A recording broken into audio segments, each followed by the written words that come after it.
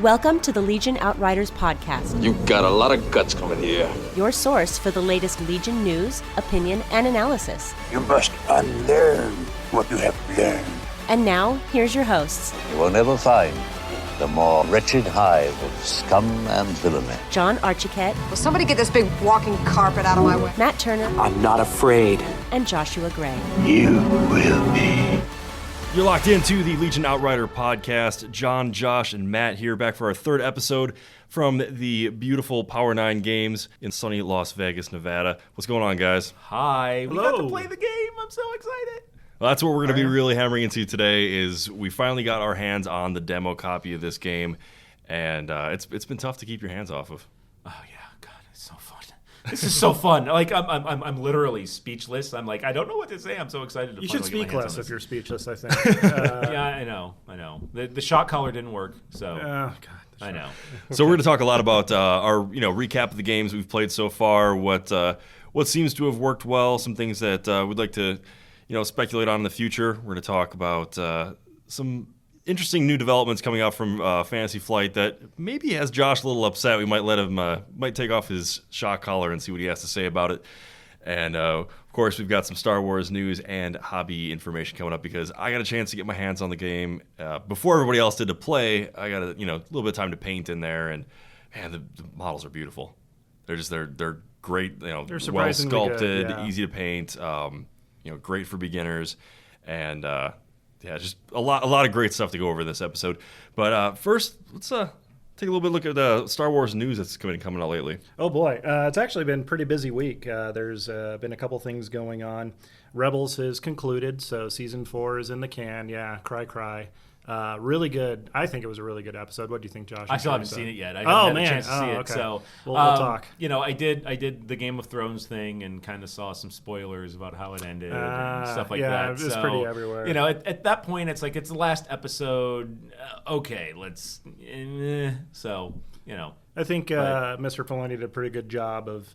I think everybody expected they were just going to wipe everybody out in the last episode, some sort of grand gesture to stick it to the Empire. But I think they did a pretty good job. I'm excited to see. They definitely leave some questions that need answering, and I'm expecting at least a book or a comic series. I mean, another show would be great, but I know he's working on another project first, he said. But, okay, so Rebels is done. Quickly on that tale, we also found out that Mr. Jon Favreau of PCU and Iron Man and all sorts of fame has been signed by Disney to write and produce a live-action Star Wars show. It's going to be featured on their streaming service, which would probably be the thing that would get me to subscribe. But I am super excited for that. I think most people have been dreaming of a live-action Star Wars TV show. Can I just ask one question real quick? If you're going to say Jon Favreau, you mentioned PCU, but Yes. leave out Swingers? I mean, come on, man. Okay. What are you doing to me? Okay, what are you doing to he me? also did like Jungle Book and Yeah, my only request is just keep Vince Vaughn out of it, please. We don't need Vince Vaughn in it. he needs work, I think. Star Wars isn't a charity case. Yeah, okay, fair. Yeah, bring your Despite your Kelly A-game. Marie Here we Tran's go. role in Last Jedi. Oh, here he goes. You get the shot collar Stop. now. You stop. Stop right now. And then Blu-ray. Last Jedi is going to be out on Blu-ray, and they keep showing some behind-the-scenes stuff that you're going to be able to get on the Blu-ray stuff. Looks pretty cool, but that's out on Tuesday here in the States. So Awesome. So, yeah, between Rebels and Last Jedi, we have some good stuff to watch as I'm painting. Now, like I told you before, I got a chance to actually take home the demo set, and in one night I managed to cram through all of the Stormtroopers. they look all right. Honestly, they're a joy to paint. There's some really good tutorials online already between Sarastro, who's done a few of them, and then I think Rob Baer, one of the guys from the 40K side, he did a little video on it. But I kind of combined some of the techniques that I saw from those two guys to do these Stormtroopers, and they're really easy. Yeah. And joking aside, man, you only had those things for a few hours and they turned out looking amazing. I think some photos went up on the Facebook page, so you can check there to see what he was working on. But I'm excited to see what you're going to do with the rest of them now that you're going to have them for a couple of days over the weekend. Yeah, so I'm going to try to hammer out the rest of the Rebels, and then, of course, Luke and Darth Vader and the ATRT. I'm going to try to get all those done Wait, Darth Vader wasn't done? Tuesday or Wednesday. No, I mean He was black. I mean, well, the Darksaber choice was bold, but still. His artistic license. But I'm gonna try to get those done by the end of the by midweek. So hopefully we can get some photos up there on our social media pages. You guys can check them out. But for doing the Stormtroopers, really all you need is a decent white or gray primer. You do a little bit of a highlight from the top. Yeah, you went with the gray. I was expecting you to just want the white. And well, with painting white, you always want to build up from darker. That's always been kind of my That policy. seems counterintuitive to me. My little lizard brain, when it comes to painting, says if you paint white things, you paint it white. Well, you can. If you want to skip a step, you can prime it white. The reason why I went with the gray is because you can do like a lighter gray base and then do what's called a zenithal highlight, which means basically you hold the spray can or airbrush above the model. Like at a zenith. Exactly. Oh, okay. Hence zenithal. So you spray it from the top down and just, basically where the sun would be shining down on the model. Okay. And you get the white on top, so you get a natural highlight that way. When that's dry, you go do the details with black. So you got the shoulders, the elbows, the knees, wherever when you're looking at the Stormtrooper model, wherever the black would be strongest. And then you want to do the eyebrows over the visor and then the eyes. Really, that's it. You can knock all those out pretty quickly. Well, that sounds easy. I mean, that's probably, to be honest with you, that's the most detailed portion, and that's probably the part that will take you the longest. But it's really not that bad. What's your opinion on the quality of the sculpts? Because when I took home those stormtroopers, the Imperial Assault stormtroopers, to kind of do my demo, Your test my paints. test paints, looking at them a lot of times, I was like, well, I think the gun ends here, and this is the hand, and there were a lot of swallowed details, I guess, for lack of a better term. What's your opinion on the sculpts? Like They're great. Can you see all of the details and fingers Absolutely, and things like that? yeah. Oh, thank God. And with some, I know exactly what you're talking about. With some of the models that don't have as deep of recesses in between, the different points of the model, it's harder, especially when you get thicker paint. It's harder to keep those details as you start doing shading. With these, they're well sculpted enough that. And Matt, you were cleaning them up with the hobby knife. There wasn't a lot of No, there was. flash or I anything? was going pretty fast, trying to get them built for you to take home and paint that night. I only had a couple hours to deal with them, but there was. They did. And I've seen this trend in other game companies that they're hiding the mold lines around natural edges, like backpack edges or creases in legs. So they kind of blend in really well. And also, the way they come prepackaged, it makes me think that because all of the troopers are like Ziploc baggied with like troopers and then all their pieces. There's no sprues here or anything. I'm sure you've probably seen unboxing videos. If you've gotten a chance, there's tons of them out there now.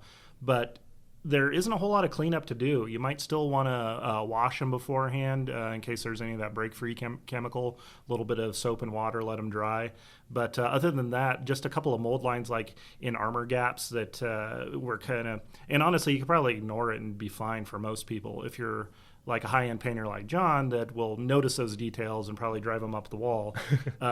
Just a little bit of cleanup will take you a long way on those.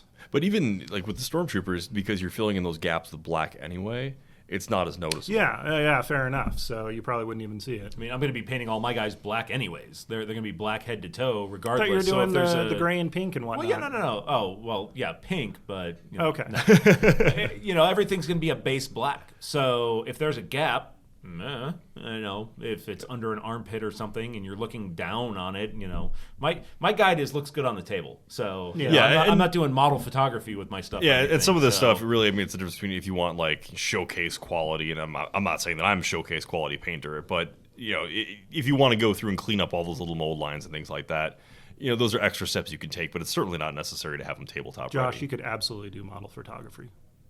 Well, normally, yes. Oh, okay. Just Yeah, I just not wanna with, make sure. not with my... You got the legs for it, so. Yeah. I mean, I actually wanted to be a professional hand model. That was yeah, I could dethrone probably do David that. Duchovny? Yeah, that's it. So the last step that really kind of makes the Stormtroopers, pop is doing a gloss coat of varnish. So varnish normally is the last step you want to do. That's what basically seals up the model, so that way you're not, when you put it on the tabletop, you're not getting fingerprints on it, smudging paint, whatever.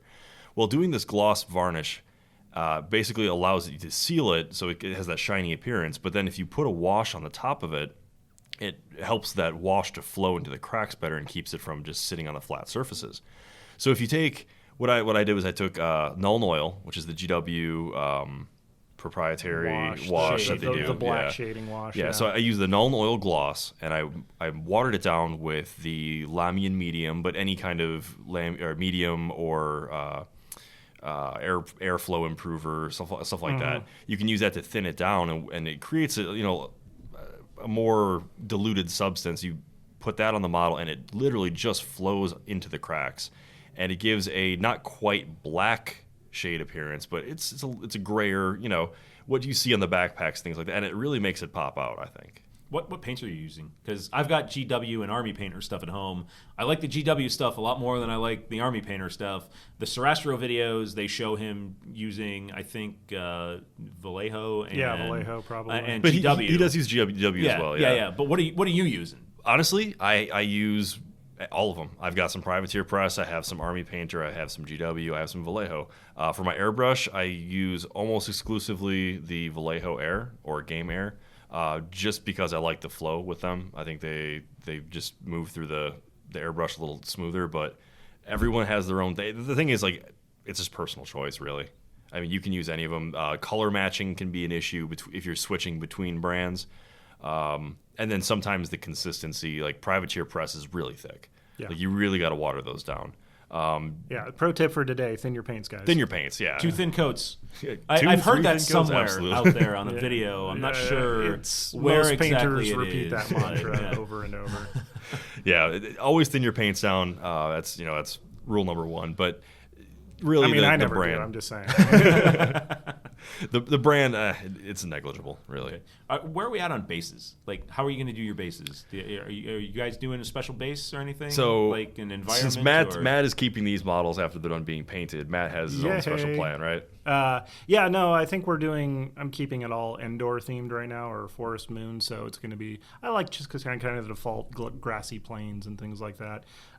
Maybe eventually I'll do up I feel like having a themed force would necessitate, changing the bases. So if I want to do the Desert Troopers or something like that, I'd do the Tatooine, go with the sand or something like that. But just kind of a general broken forest, I think lends itself to a lot of different battlefield terrains. You can say, they're fighting near Maz Kanata's castle. That's kind of a little rocky foresty area, or they're on Endor, or they're on Yavin. So it's just kind of a nice generic base, and it puts a little bit of color on there.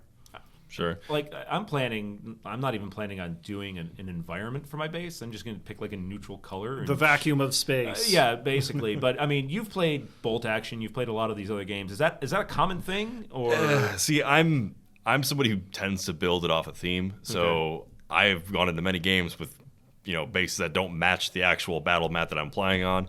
Because who knows where you're going to end up playing, especially if you're going to tournaments. I've got a Space Wolves force that I made for 30K that has a specific Egyptian ruined desert terrain for the base. So it's really specific for one type of battle mat. See, for me, there are no wolves on Giza. I would almost rather just have a generic color base than have an environment that doesn't match the mat I'm playing on. For some reason, I don't know if that's an OCD thing or whatever, but that just bugs me to see snow on a base and it's in the desert. It's I'd rather just have a neutral gray base and then... Well, tundras can be a desert. It's just about rainfall. Just to split hairs. Yeah.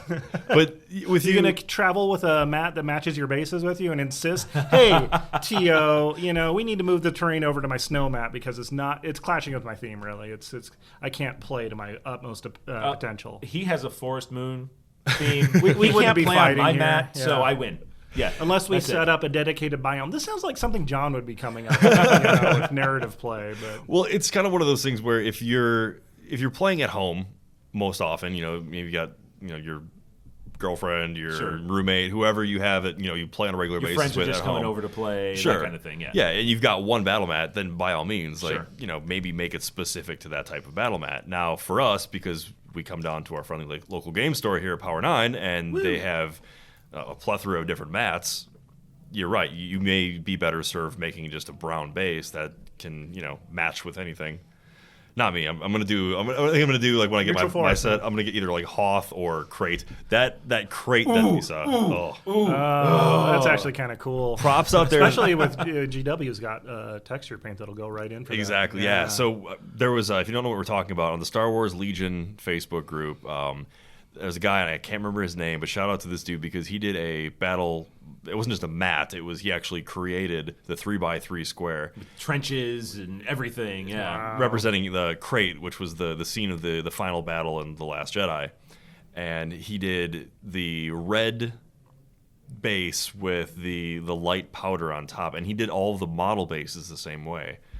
And The cool thing he did about the model bases, though, is he put footprints in the bases. Oh, so dang. like in the Last Jedi, when guys would walk, or when like Kylo Ren was fighting Luke and he kind of slid and it made that red streak, he did that in all of the bases. It was so cool. Like, yeah, mad props to you, dude. That was awesome. But I imagine we're gonna start seeing more things like that. You know, I guarantee you, someone's gonna do a Mustafar mat.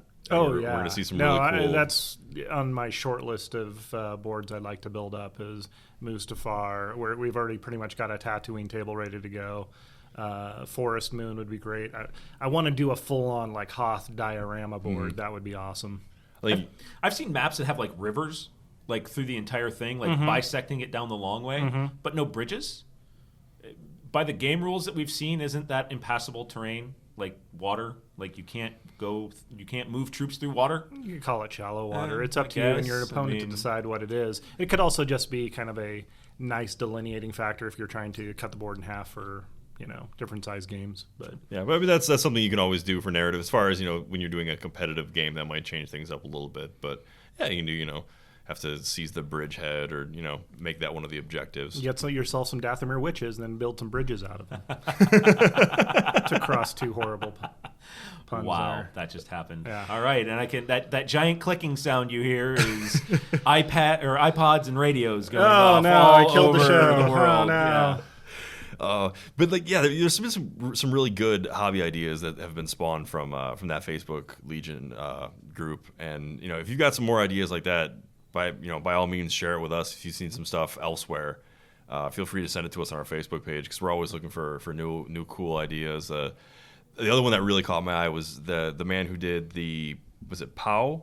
Pow from Rogue One did a little sculpt of it. Now I'm not sure what the actual scale is on that, but really great job for the sculpt. It's pretty cool. I can't wait to see. I'm sure there's going to be some aftermarket support from other companies that do like weapon swaps, head swaps for other FFG space themed games. Please give us some alien head swaps. Oh, because I mean, I want a Mon Calamari. Yeah, I want my sergeant to be Mon Calamari, and I need to announce that it's a trap every time. Every time. This is one of the things. Is there a reference there? Yeah, I'm not sure. Yeah, it's overdone. But what? This is one of the things that I find really cool coming from X-Wing, that just the creativity of the entire community. Because repainters and people who do mods and stuff for X-Wing, it's kind of a very niche community. Like probably 80% of the people that you'll see come out to events do absolutely nothing to their stuff because it's already pre-painted, pre-based, and all that stuff. So for me, coming over from this game to see just doing the POW head swap, doing the crate stuff, nobody does that. I mean, because space is space. You don't have different environments, quote unquote, in space. It's so cool for me to see. You get that scratch built element that you can really get crazy with. I think the beauty of it too is you don't have to do it. It's an element that's there for people who want to be able to do it. Can express yourself. Exactly, but you don't have to. If you're happy with playing, pulling the models out of the box, maybe giving them a 3-color minimum and throwing them on the table. Okay, that's your hobby. That's the way you want to do I don't things. even do that most of the time. Or get glued together. Get somebody in your shop who's addicted to painting things. Hey, and how about have that? them paint it That for sounds you. like Yeah, right. well, that works too. Commission somebody. Yeah. Well, I think that's enough about hobby. Have we actually played any games? Yeah, I mean, because the game, we just got the demo box, so people came here to listen to us talk about hobby stuff painting. for 20 minutes. Great Yeah. visuals. Yeah. Well, I forced myself to play 2 games. Yeah, oh god. No, it was you terrible, forced- right? yeah. Yeah, it's the worst. Well, normally I probably would have been sitting there and waiting until I had painted everything up first, but got a couple games in, and man, I love it. like it's been enjoyable. Like I really thought the game played smoothly.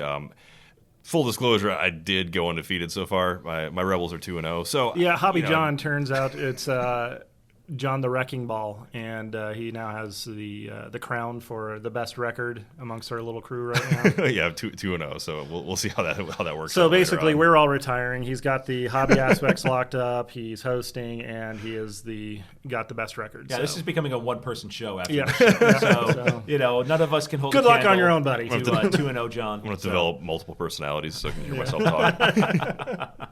But Josh and I literally just played an hour ago, and Josh, what was your thoughts on it?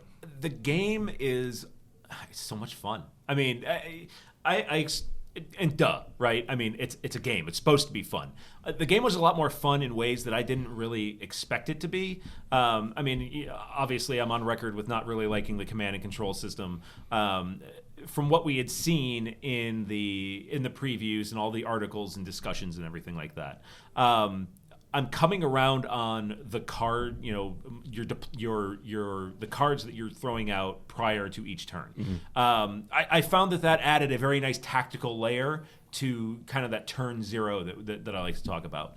And it made it a lot more fun. It's like, oh, okay, well, here's my 0 pip card or my 1 pip card. Oh, you got a 1 pip card too. Okay, da-da-da. It's something in the X-Wing that would be pilot skill and part of the list building process is now an in-game element to see who seizes control of this particular turn. And it gives, unlike X-Wing where it's like, okay, you go in pilot skill from 1 to 9 and then shoot from 9 to 1. Okay, well, I've got all 9s, so I know when I'm going to go. Mm-hmm. And that's part of the conscious decisions that you make in playing the game. The game that you and I played, it was like, okay, well, I'm going to play this card because this guy's got to go, and there was kind of a seesaw to momentum in the battle that was kind of. I think that's how the game was designed, and that's what they intended.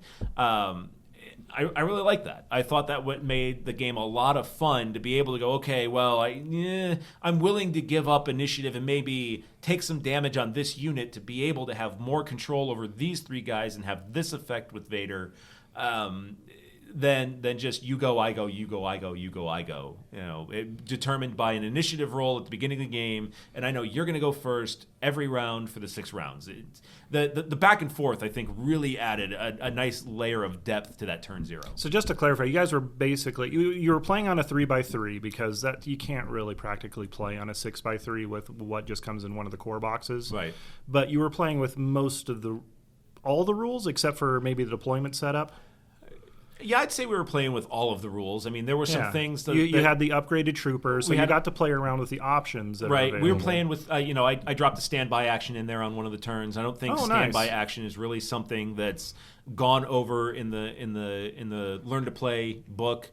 No, it isn't. Yeah, so it's in the enhanced. And I looked for it, but I couldn't really find it. But I even told John, I'm like, hey, I'm going to dip into some of the advanced rules here to play this because we were doing stuff that was kind of outside of the scope of what this weekend is really for, and really what this weekend is for is mechanics, right? To learn how sequencing and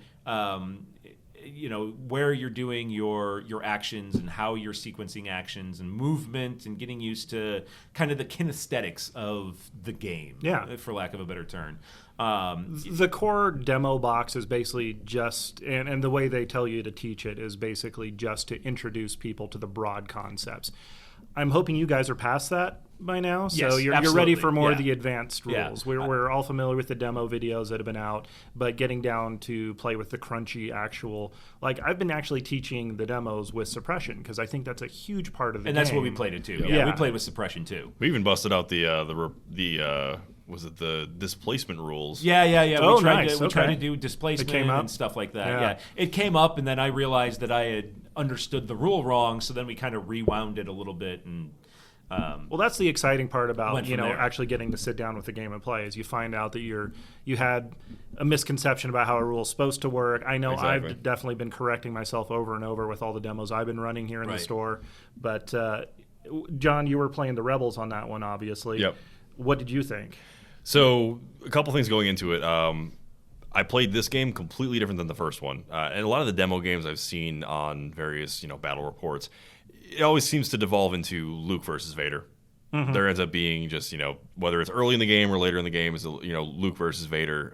They're your matchup. big tough hitters, so it makes sense they're the last ones kind of standing. So you almost feel like that everyone else is set up just to get to that point. And the first game I played, it kind of worked out that way. Now the game that Josh and I played, we set up basically with the stereotypical, face off, try to get your guys into cover, but then I moved my Luke around the right flank. He moved his Vader around the left flank, and that was a tactical choice on my part because Vader has that card where when he activates, he can throw 3 suppression tokens on 2 trooper units. Mm-hmm. You had moved your Luke up the right hand side, your right, my left. Of the board enough that you left both of your trooper units out of range. Yep. So if I had been able to activate my Vader first and then smack those suppression tokens on him, I could have panicked both of those units. Yep. So that was the tactical choice there. I ended up not getting range to 1 because of still getting used to just how far a range 1 move is. And how far the ranges actually are. You don't quite have that idea of being able to look at the board and going, oh yeah, that's range 2. Mm-hmm. That'll come. That comes with the game. Oh yeah, just reps. So it didn't work out, and Luke ended up murdering everybody that I had left behind to kind of tie him up, while Vader. Really, the game turned into a race of who can get the troops first. Exactly. Like we didn't go Vader and Luke head to head. We kind of rotated out, and both were trying to just mop up the troops first. You got the troops first because Z6s are murder. Well, and that's Luke. Obviously in a head-to-head, Luke doesn't fight it as hard as Vader does. Vader's got the red dice, Luke's throwing black dice. Right. I mean, statistically, you know how it's going to work out. Yeah. And, with Darth having more wounds, that's a big part of it. But Luke can move a lot faster. Mm-hmm. Having the movement too, and then the ability to, to charge. And then what I've been throwing on Luke is the force push ability, which if you've got a stormtrooper unit in cover and you need to get to those guys, you can double move, force pull them, it's not push, but force pull them towards you out of the cover, and you can make a pretty effective charge that way. Yeah. One thing I would have liked to have seen out of the demo kit was, okay, you've played one game, you kind of understand the rules. Let's open the aperture up a little bit and throw an objective in there. Kind of a 2-tier demo thing, because I played 2 games, and both games basically devolved into we're going to camp in cover, and we're just going to try and push damage through cover 2, sitting behind the barricades. And we're kind of pushing beyond the scope. Yeah, of I know. Flight's but that's intention. what we're here for. We're trying to push the boundaries, get as much hands-on time, get down to all the crunchy mechanics, and see where we can break the game and have fun with it, But I like it. It seems like everything has a check and a balance. There doesn't seem to be anything that's just like, okay, this is just OP and there's nothing that can touch it. Everything has, Darth Vader's a beast in close combat. You throw that saber throw on him, he hurts you in range too. But that slow movement, like you said, I'd shoot him up with a Z6 because I just couldn't get there quick enough. Yeah. And even then, with and it's the dice gods play a role here too. Yeah, not being able to I wasn't able. Push. I had the deflect up. I had the dodge token. Spend it for the deflect, and I got like 1 surge on throwing, I think, 13 red dice. So, it didn't really work out for me. So I've actually run about probably 10 to a dozen demo games over the last couple of days, and somebody successfully deflecting has happened exactly 1 time. Really? Yeah. It was super cool when it happened. Yeah. The first game that I played, I chewed up like 5 guys with it. Oh, you did? Yeah. Okay, I must not have seen that. Yeah. Right. Well, I mean, you were busy. You were, but yeah, the first game I played, it's like, all right, well, you're losing 3 guys on that attack. You're probably playing it wrong anyway. Probably, yeah. I think I had 2 of them with Luke. Yeah, and you had 2 with Luke too. Oh, okay. So, well, cool. Okay, so maybe it happens a little bit more than that. I think it does. But dice are a factor in the game, and they're going to be. So, but yeah, everything has a counter. Yeah, Vader moves slow, but he can, perform an attack after moving. So you can take a double move and attack. And it's nice because unlike Luke, where he can charge and do a melee attack afterwards, Vader can do a double move and then chuck a saber at somebody, which is nice. Yeah, that hurts. Yeah, it does. So, based on what you guys were playing with, has anything changed your mind about what units you think you might be taking? Oh, very much so. Yeah? Yeah. I would say, first of all, like, the Z6 is good. Yeah, no, Like, it's white dice, but it's a crap ton of white dice. Yes. Yeah, I mean, it's volume of fire. Yeah. And I thought that was really good. I thought I was going to go for more of, like, maximum number of minimum size squads, and I'm starting to see that might not be the best option. Having that special weapon guy in there really does help. I think you need to have those extra bodies to protect him, though, to make sure he keeps putting bullets down range for you. I never really looked into or thought about ahead of time the effectiveness of defense die, but it makes a big difference, and I really noticed it being a rebel player, because the stormtroopers are throwing the red die for defense, and rebel troopers are throwing the white. That's the equivalent of, if you want to go by 40k terms, having a 4-up armor save versus a 5-up armor save. It does make a huge difference. And then also stormtroopers are also throwing that surge for their attack die, and we saw I had one round of shooting where I threw like 4 surges, and I'm like, well, I'm a rebel, so I'm not getting anything out of that. You're not getting anything out of that. And then conversely, I was, I had a full up squad with the DLT, and I think I threw something like 4 or 5 hits out of the, I think 7 dice that I threw because of surges. Yeah. Because I was able to take those surges and convert them into hits, and then from there on out. So it was nice. And I think a lot of that has to go with your play style. Now, I think both of us are both kind of aggressive players, right? And for to effectively use the rebels, you need to make sure that you're using dodge. So if you're dodging, you're foregoing either moving or aiming in addition to shooting. So for me, it's like I really want to aim and shoot at you, right? As opposed to shoot at you and probably miss a lot and then not be able to aim. Honestly, I've really come around on the stormtroopers. I think they're my least expected. I mean, everybody's got an opinion about stormtroopers, right? You see them in the movies; they die like crazy. Stormtroopers in cover, holy cow, are they tough to dislodge? Unless you're bringing grenades or something to deal with them, I think they're kind of my new favorite unit that I've seen. Just seeing them on the table in the core game. Those red defensive dice make a big difference. They really do. Yeah, I think the big unit that the jury's still out for me on are the bikes. The bikes are going to rely on going fast, ducking in and out of cover. They die quick. They die really quick. I think you're going to see a lot more use out of them on the 6x3s when things are more spread out. You're not going to have overlapping fire and stuff from other troops. So they can kind of maybe find an isolated unit, pounce on it, and just chuck 6 dice at them. It's not only that, but in this game, especially when you're looking at an ATRT across from you that is fixed front arc, well, it's a 3x3 and probably has mat. range on you from turn one. I mean, literally, you could corner that thing and just angle the fixed front, never move it, and it's gonna sit there and just enjoy range 2 to 4 fiery laser death. And honestly, that's what I've done both games with the ATRT. I basically picked a firing lane. Yep. Something that gave you didn't take the flamethrower. I didn't. Oh, I know, and that's one thing John. that really we talked about beforehand. Look at you. Yeah, the flamethrower, it might be good depending on how I want to use the ATRT, but I guess for this demo kit, I just picked a lane of fire, threw that las cannon out there, and hope for the best. Wrong property, John. It's not a las cannon. It's a laser cannon. It's slang. Everybody's using it. Laser swords, lightsabers, whatever. The purpose of the demo game is to get us used to the mechanics. Yes. It's not to get us used to tactics. Oh, yeah. It's Because not supposed to, but we did anyway. Right. But I mean, we tried doing some tactical things as we got more used to it. But every demo game that I've watched has devolved into rush troops behind a barricade and volley fire from there. It's World War I.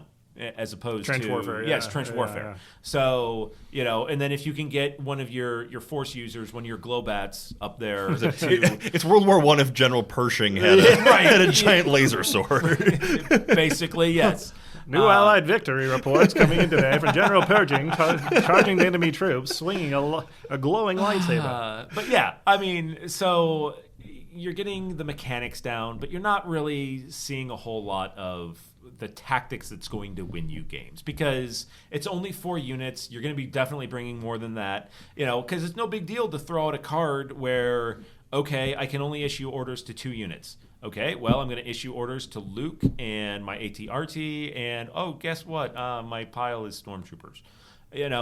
So you have a lot of control outside of the scope of what that command and control system is going to be to get everybody to go exactly when you want them to go.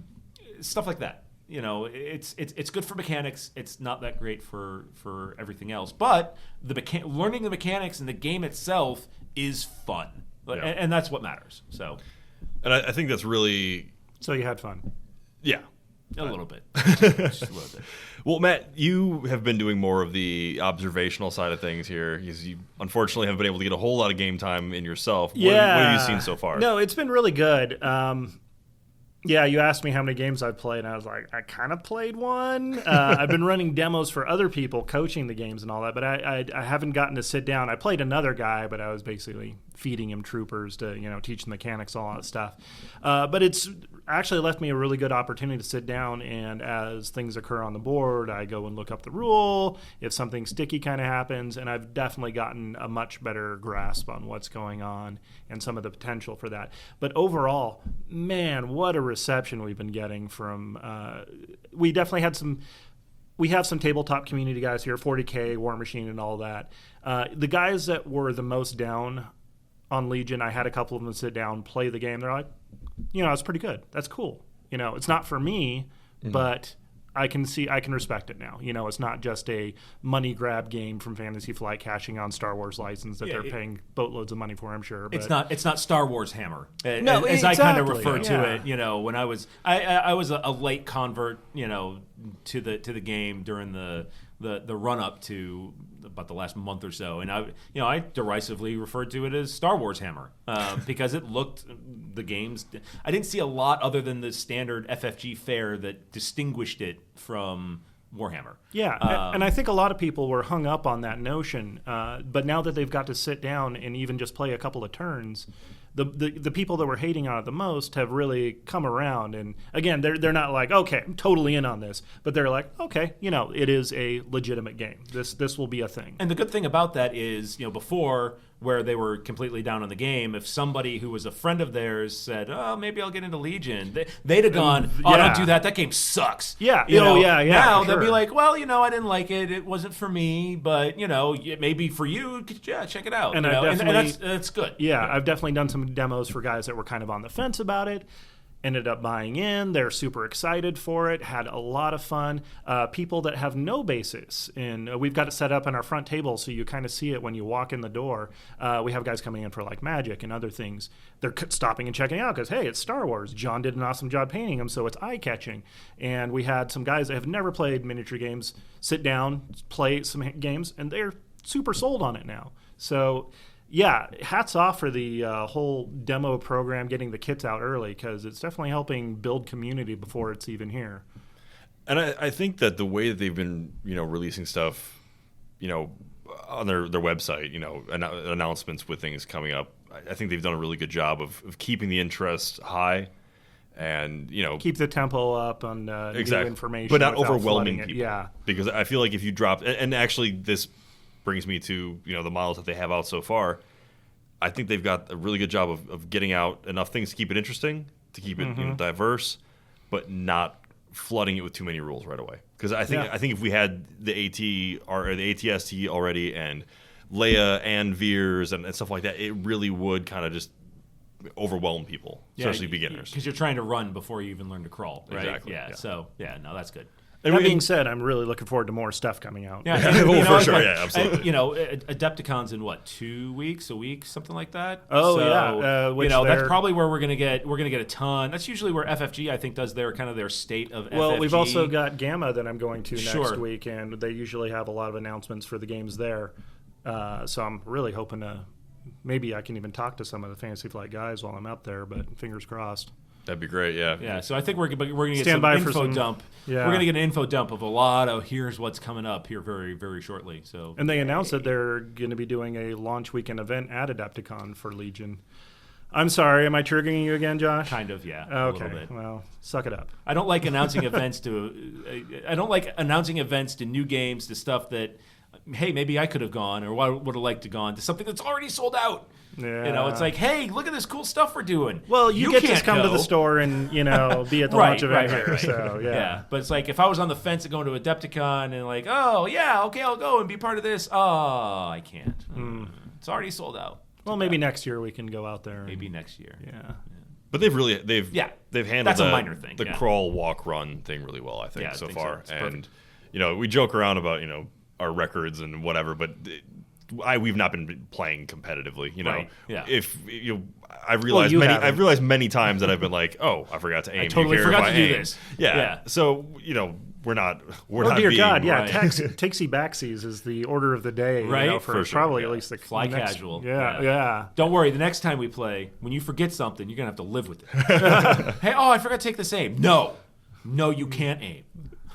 But we're all Grand learning, Moff Josh over here, ready to drop the hammer on people. Well, you had your entire first game throwing white defense dice for the White dice for the stormtroopers. stormtroopers. I mean, it makes sense. I got white armor, right? Yeah, exactly. Why would I want to read the card? Whatever. So we're all learning. We're going to find all mistakes. Hopefully we find them sooner than later. But it's a learning process, and I think doing the way that the starter box has been set up and how FFG's been releasing things. Well, it's funny you mentioned the releases because we were just talking about the other day. We've got these Battlefield setup cards. Oh, hold on. Before you get into this, Josh, take your shot collar off. Yep, there goes the restraining bolt. Here we go. Put it back on. Put it back on. Oh, no. Why did the shirt have to come off, too? Yep. He's shadowboxing the corner right now. I'm over here stretching, getting ready. Let's go. So we were talking like, we've got, these 4 little objective cards. I wonder if they're ever going to put anything else out. No less than 24 hours, having said that, they announce these new barricades and evaporators and communications towers. It's an expansion pack, right? Is that what they call it? Yeah. It's the priority objective pack is what they're putting. Oh, these so you're cards familiar in. with it? Yeah, yeah, okay. Just a little bit. I've calmed down. From our chats about You've this realized on Friday. it's actually a good thing? No, not good. Oh, man. But No pleasing. none at all. So what they're doing is they're coming out with these priority objective packs, and the core set is going to ship with little cardboard tokens that are your objective tokens, right? Of course, you're going to have physical objectives, whether it's something you make as a hobbyist or now FFG is getting into the market because of course they're not just going to leave it as just cardboard tokens. They're not. I would hope not, yeah. So they have a pack coming out called the Priority Objectives Pack that is a couple of moisture evaporators, some consoles, some boxes, and stuff like that. That these are your objectives. Cool. Yeah. Okay. That's a nice little thing. But wait, there's more. This is where they're putting all of those objective cards and things like that are going to expand your gameplay. When we did our first episode, I talked about how I love the fact that it's not gotta catch 'em all. Yes! I don't have to buy something I don't want, and now I have to buy something I don't want. Do you have to, though? No. Well, no, but that's a qualified no. Okay. Because right now, we don't know what I'm going to have to bring, and this kind of folds into organized play. Okay, you have all these cards for defining the battlefield. Is that something that's just going to be sitting there at every table for organized play, or do I, as a player, have to bring 4 deployment cards? Well, the core set only comes with 3, so where do I get the 4th deployment? Oh, no, I've got to buy this pack. We don't know, right? We don't know. Well, the core set comes with 4 of each. Okay, and then so this adds 5th, 6th. How many are going to be in there? So modify my example to make the point. Okay. I've got to bring 5, and the core set comes with 4. Solve for X. But part of this is the fact that we're 11 days from launch of this game, and we still have no idea what organized play entails. Like, can you modify your people? We sit here and we talk about alternate sculpts and we talk about head swaps and stuff like that. Is that even going to be tournament legal? You look on the Facebook Legion group, and there's guys selling clear bases. Well, my first question is, a clear base sounds cool. It's something that I don't have to paint like a terrain. Okay, is it tournament legal? Well, they're a little bit shorter than what comes in the box. Well, that's probably not at all going to be tournament legal because of the way they're measuring line of sight from the tops of heads and stuff. That gives me, fair. I mean, so I think FFG is really dropping the ball here because, we were kind of talking about in our prep that, who knows when we're going to start running organized play stuff. They may not come out with their tournament kit for like another 3 months, but Power 9's first no-kidding tournament is when? Well, we're doing the launch weekend event. Right. And whatever the kit happens to say, it's probably going to be like a core set. They usually do these things. They did for Rune Wars, X-Wing OP, all that kind of stuff. But we don't know what it entails, honestly. Right. But unlike some communities like Warhammer, where kind of GW is a little bit hands-off on the organized play traditionally, scene, they're getting better now. Yeah, for sure. FFG really runs the organized play scene. Yeah. Like they have these are the rules, and unless you're doing something, I've been to tournaments like Nova Open, they'll do like side events and stuff like that. But if you're playing like a no kidding tournament, even the casual tournaments, casual quote unquote X-Wing tournaments that you play in the store on they run by FFG organized play rules. So not having any of these rules, meh. Okay. I see what you're saying, and I somewhat agree. I would love to know more information about it. I think their focus right now is here's a brand new product, here's these exciting models, here's Star Wars, go play Star Wars, and I think within like a week or two of launch, we're going to see that tournament pack. Yeah, but I mean, you're going to see the launch of that tournament pack, and those are probably going to have the tournament rules in it. Yeah. But you've got guys on the 22nd that are going to be getting their hands on core boxes, and they're immediately going to want to start modifying. Alternate sculpts. Hey, I'm going to cut the peg off of this. Maybe thing there'll be put some the arm guidance before that. That would be great. Because it's really going to suck for that guy that goes and buys a core set, snips off all the pegs on all of the arms, does his own little sculpts, and then finds out the core set he just bought and the expansions are not tournament legal. Okay, so maybe there's a lesson in there, or at least some cautionary advice. Hold off on the major surgery until we know. Especially, if you're going to be playing at home, who cares? If you're going to be playing casual games, who cares? Have fun, enjoy your hobby. If you're planning to, take those heavily modified things and going to competitive events, well, maybe wait to make sure that the TOs or whatever are going to be cool. But that's something we've already talked about is people who have said, I'm going to play competitively and I'm going to mod my stuff to give myself a competitive advantage. So there's a lot of precedents in other games that even like really tight competitive games like War Machine, they say 50% of the model has to be the original model. You can do some modifications because they recognize that creativity and hobby is a big part of this game, whether it's War Machine. And I think Legion is going to probably follow suit the same way. If you're not modeling for advantage and the modifications are reasonable, not like weapon swaps or anything, but sure, throw on a Mon Cal head to your sergeant or whatever, or but you can't have like a Bothan grave marker and say, okay, that's my trooper. You can't see him because he's dead in the ground. The end. But I mean, even doing a Mon Cal head, for instance, Mon Cal in the fluff have very tall heads. In a game where you measure line of sight from the top of the head, putting Mon Cal heads on all my squad sergeants gives me an advantage. Because now I can get over something too. And maybe, depending, situationally. But if I'm modding for advantage, I'm going to position my people to maximize my advantage that I gave myself by putting that head on there, while minimizing my disadvantage to your ability to shoot back, for instance. I can't make an entire squad of Ithorians. Is that what they're called? The hammerhead guys. Hammerhead guys. Yeah, I can't do that. I think you need some bigger bases for them. They're pretty beefy boys.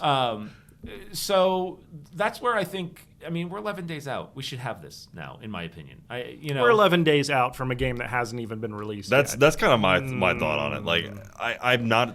Granted, I've not been exposed to the FFG model, but just from what I know from GW, I've never seen until just the last couple months any input at all from the company about competitive play. They've pretty much made themselves we're a model company.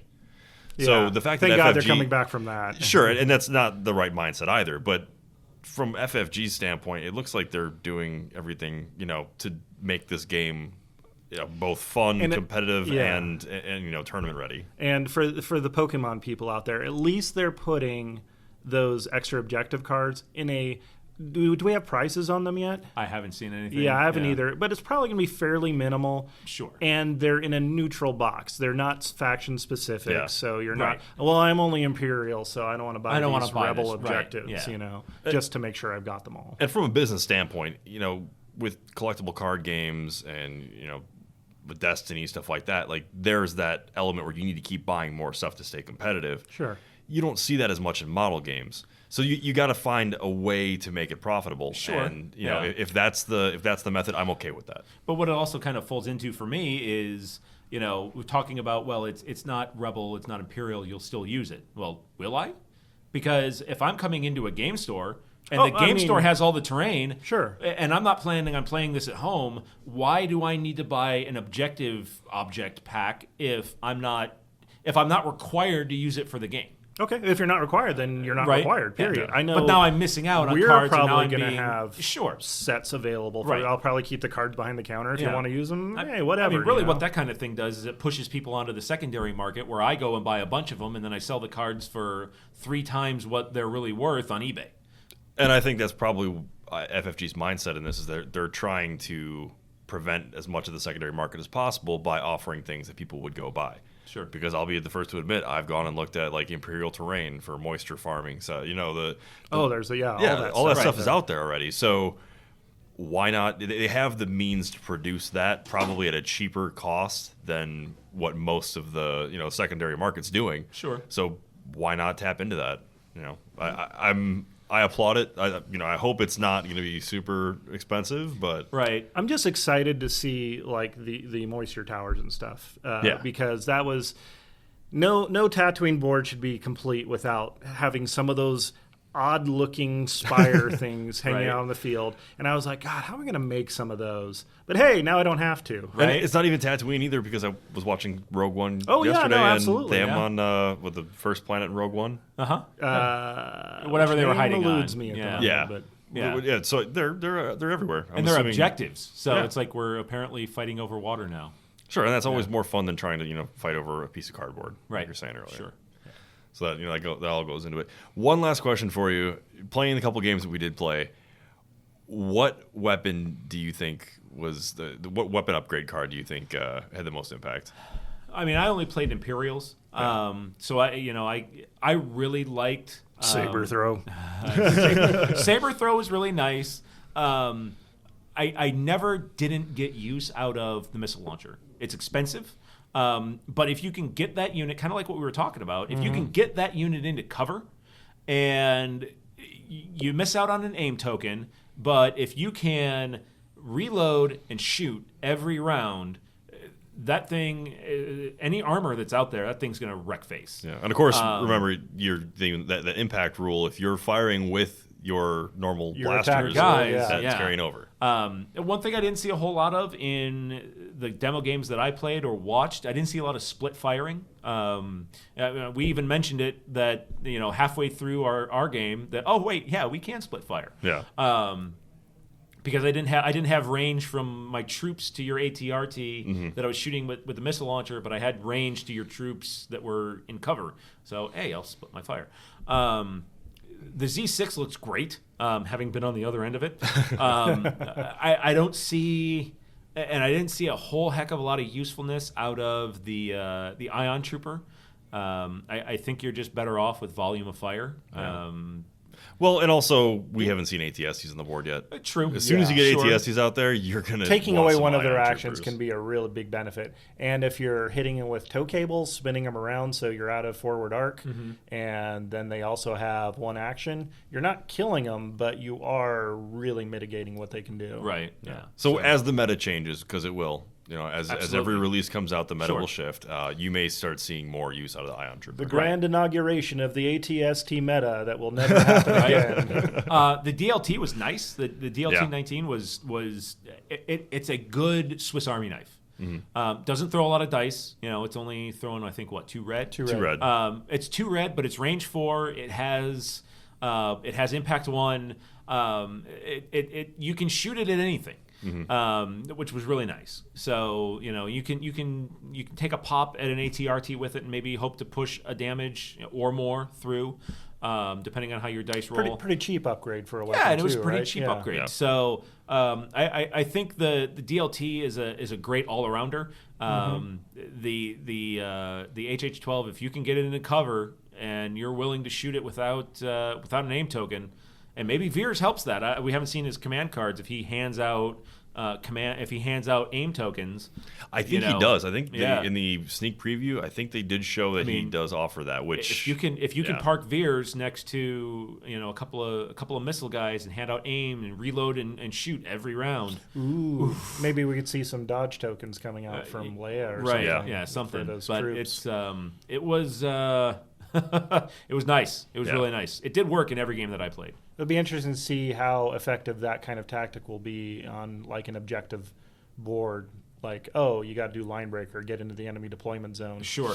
Ooh. Yeah. Okay. Am I really gonna have this unit just dedicated to supporting fire? Cool. Yeah, playing around it maybe that'll work. But if you need to be hustling around the board grabbing objectives, you got to plan for it. Yeah, absolutely. But I mean, if you're lucky enough to be on the defensive and you can just park it somewhere, oof, good luck. Come at me. Yeah, good luck.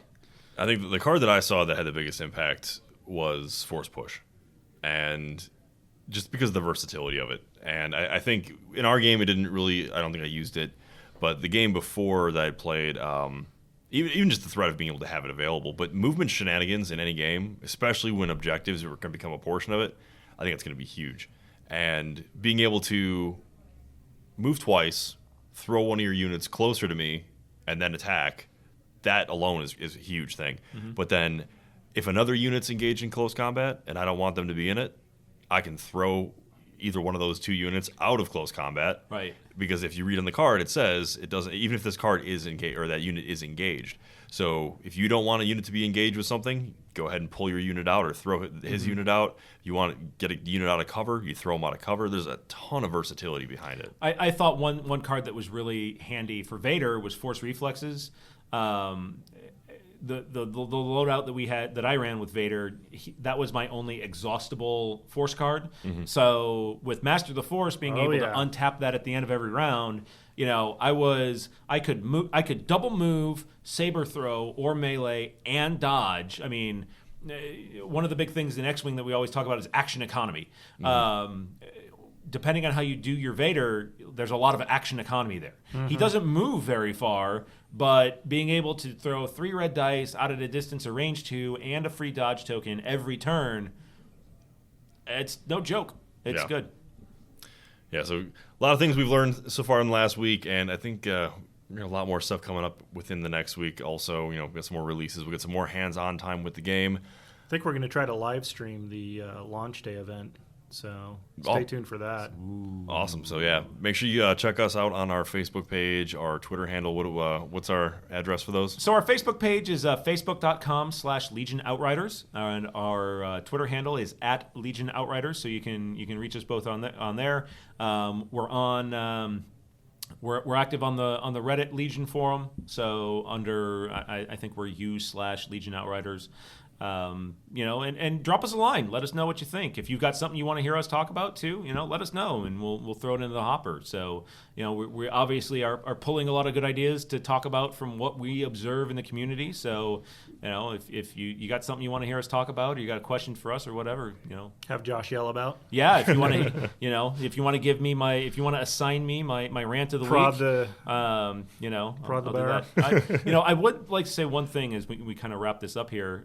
Looking at our statistics of all of the places that people are downloading our show from, We've done 2 shows, and we've had each show downloaded once in Russia.